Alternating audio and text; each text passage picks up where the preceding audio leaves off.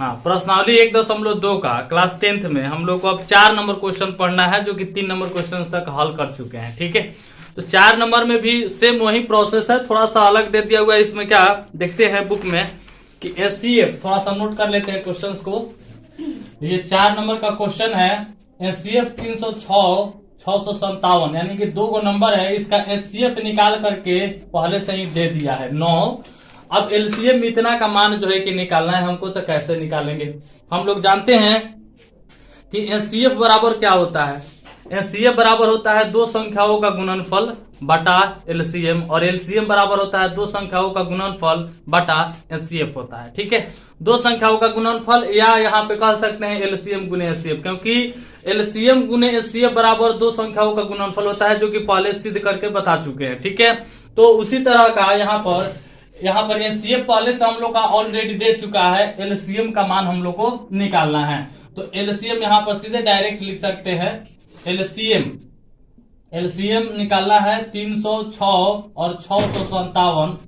यहाँ पर एलसीएम 306 और 657 का एलसीएम निकालना है, तो क्या होगा?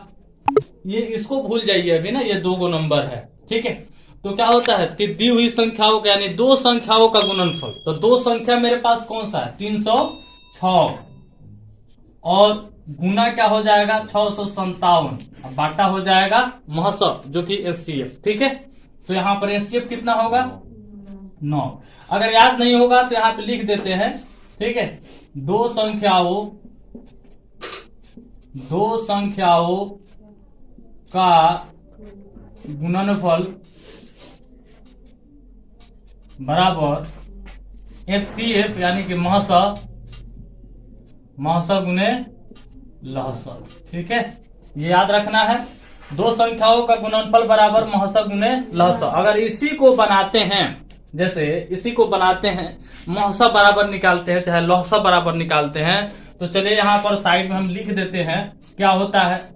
महसब बराबर होता है 2 संख्याओं का गुणनफल, 2 संख्याओं का गुणनफल बटा लहसब होता है।